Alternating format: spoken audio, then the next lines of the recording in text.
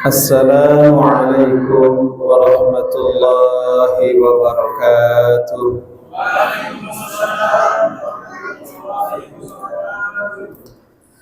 Bismillahirrahmanirrahim. Alhamdulillahit tawwab alladzi ahabba man taba wa athaba. Ashhadu an la ilaha illallah wahdahu la syarika lahul wahhab. Wa ashhadu anna sayyidana wa maulana Muhammadan abduhu wa rasuluhul awwab. Allahumma fasalli wa sallim wa barik ala sayyidina wa maulana Muhammad khairi man tab wa ala alihi wa ashabihi wa dhurriyyatihi wa atba'ihi ila yaumil ma'ab. Qala Allah subhanahu wa ta'ala, a'udzu billahi minasy syaithanir rajim. Bismillahirrahmanirrahim. Innahu huwat tawwabur rahim. Shadaqallahul azim. Jamaah muhibbin, pecinta pengajian Sanggar Hikmah rahimakumullah. Puji dan syukur marilah kita haturkan kehadirat Allah Subhanahu wa taala. Yang pertama, kita meyakini, kita mengakui bahwa segala kenikmatan yang ada pada diri kita, keluarga kita, semuanya murni adalah fadilah karunia dari Allah Subhanahu wa taala. Yang kedua, bersyukur dengan kita memperbanyak memuji menyanjung Allah Subhanahu wa taala biqaulina alhamdulillahirabbil alamin. Barang siapa memuji Allah berarti dia bersyukur kepada Allah. Berarti orang yang jarang memuji Allah, barangkali orang tersebut kurang bersyukur kepada Allah Subhanahu wa taala. Dan bersyukur dengan kita niatkan segala waktu kita, kesempatan kita, ilmu kita, seluruh yang ada pada kita, kita gunakan, kita tasarrufkan hanya semata-mata untuk mengabdi kepada Allah Subhanahu wa taala, berharap rahmah dan ridha Allah. Maka mudah-mudahan kita semua Allah jadikan sebagai hamba-hambanya yang pada bersyukur. Allahumma amin. Kemudian salawat, salam dan barokah marilah kita doakan selalu, semoga tetap terlimpah atas panutan kita, kekasih kita semua, baginda kita Nabi Agung Muhammad sallallahu alaihi wasallam, yang setiap hari kata beliau tidak kurang dari 70 kali istighfar, yang setiap hari tidak kurang dari 70 kali bertaubat kepada Allah. Kiranya sama dengan bapak-bapak ya.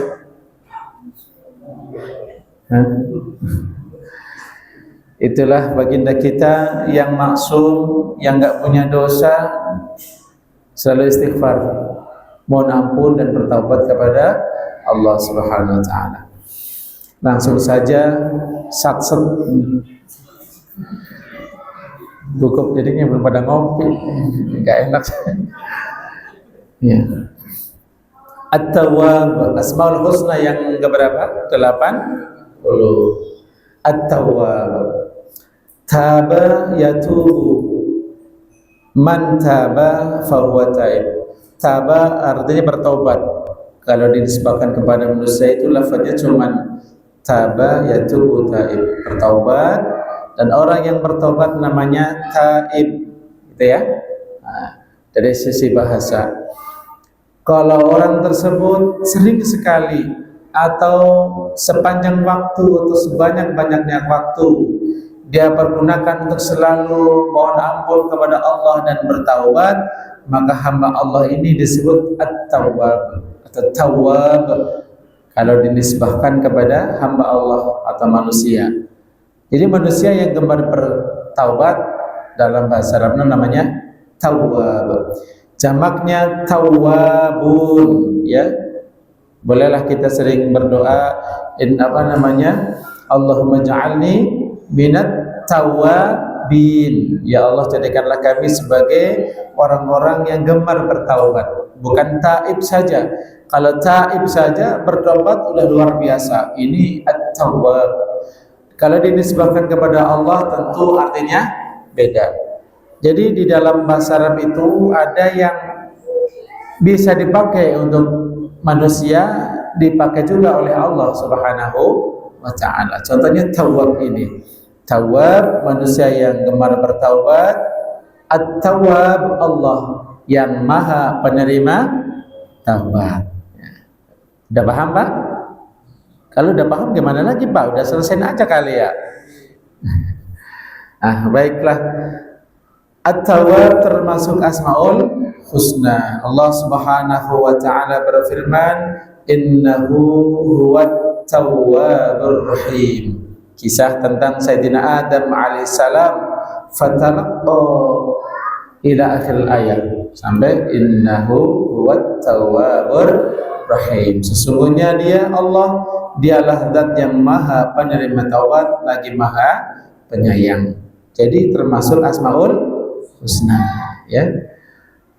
Dan banyak ayat-ayat yang lain, termasuk baginda Nabi Shallallahu Alaihi Wasallam bahkan menyampaikan, at-taibu habibullah, orang yang bertaubat kepada Allah habibullah, menjadi kekasih Allah. Jadi ada thariqah.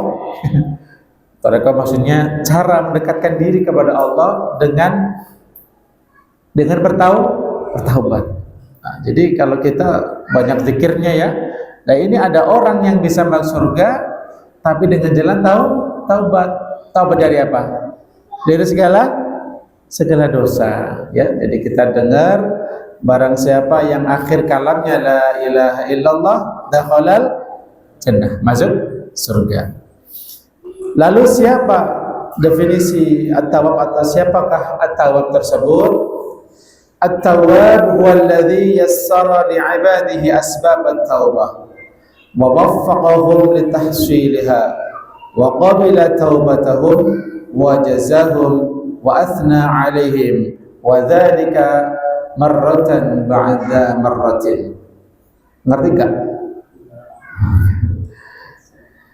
At-tawwab secara singkat maha penerima taubat.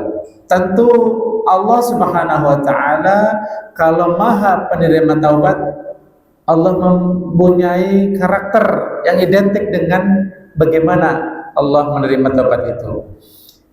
At-tawwab huwa alladhi yassara li'ibadihi asbab at-tawbah. Yang pertama, Allah disebut at-tawwab karena dialah huwallazi yassara, yang memudahkan hamba-hambanya sebab-sebab diterimanya taubat, atau sebab-sebab hamba tersebut kepengin taubat.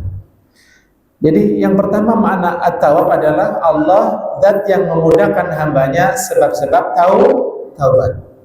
Kalau Allah Subhanahu wa ta'ala sudah menghendaki di antara hambanya untuk bertobat, jadi Allah kepingin dia itu bertobat kepadaku, kata Allah, maka Allah akan mudahkan dia bisa bertaubat. Kalau bapak-bapak mudah apa susah Pak taubat Pak?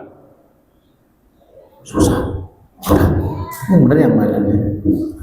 Susah. Mudah. Gini, bapak-bapak, kalau bapak-bapak istighfar, astagfirullahaladzim wa atubu ilaih, udah 3 kali, udah 100 kali, udah. Kira-kira ketika istighfar bapak-bapak menghayati artinya enggak? Menghayati artinya enggak? Bingung kita jawabnya ya. Karena taubat bukan hanya di lisan. Taubat aslinya itu di sini. At-taubah hiyan nadam. Kata Nabi, taubat itu harus ada penyesalan. Ya, istighfar itu permohonan ampun kepada Allah agar dosanya dihilangkan, ditutup. Maka ketika seorang hamba mengucapkan astaghfirullahaladzim wa atubu ilaih, kemudian hatinya nyambung, saya mohon ampun kepada Allah, saya mohon ditutup dosa-dosa saya oleh Allah yang Maha Agung, dan aku menyesal telah melakukan dosa tersebut, aku kembali kepada Allah. Nah, kalau seperti ini udah cakep namanya. Bukan hanya lisannya tapi hatinya. Ketika Allah memudahkan, bagaimana caranya Allah memudahkan seseorang taubat? Caranya Allah akan perlihatkan, bikin hatinya senang tentang hal-hal yang menuju kepada taubat. Contoh, kok jadi senang istighfar gitu ya? Senang istighfar, senang taubat, senang membaca Rabbighfirli dzunubi, Allahumma ighfirli warhamni wa tub alayya, senang astagfirullahal azim wa atubu ilaih. Ini enggak kayak biasanya kok saya senang banget. Berarti Anda sedang diberi kemudahan untuk tahu. Lagi ketika bapak-bapak tiba-tiba umpamanya ada di kendaraan truk atau mungkin di HP ada tulisan tentang hal yang menuju taubat, dan bapak tertarik untuk terus memperhatikan itu, menyadari itu, kemudian berpikir saya harus cepat bertaubat ini, maka itu menunjukkan bapak-bapak sedang dimudahkan untuk taubat. Paham? Ini caranya. Jadi Allah perlihatkan sehingga lama-lama dia jadi takut. Ini kalau saya nggak cepat-cepat taubat, jangan-jangan saya mati sebelum taubat. Dengan begitu, maka dia akan segera melaksanakan syarat-syarat taubat. Nah, kayak gitu nggak Pak? Kayak gitu nggak? Kalau dengar istighfar, udah mulai gemeter dengan dosa-dosa. Kayak gitu nggak Pak? Mudah-mudahan aja nanti, Allahumma amin. Kita ingat ya, Masya Allah. Yang pertama gitu, Allah mudahkan dengan Allah perlihatkan. Tiba-tiba baca Al-Quran tentang taubat juga, tentang kok seneng baca idza jaa umpamanya ya, yang fasabbih bihamdi rabbika wastaghfir innahu kana tawwaba. Ada kecenderungan pengen senang membaca surah itu atau ayat-ayat yang berhubungan dengan taubat. Tubu ilallahi taubatan nasuha. Berarti itu alamatnya bapak-bapak sedang ditunggu oleh Allah karena dimudahkan untuk taubat. Yang pertama itu. Yang kedua, wa waffaqahum litahsiliha. Makna taubat, makna at-tawab yang kedua adalah Allah zat yang memberikan taufik, yang menolong hamba-hambanya untuk bisa melaksanakan taubat.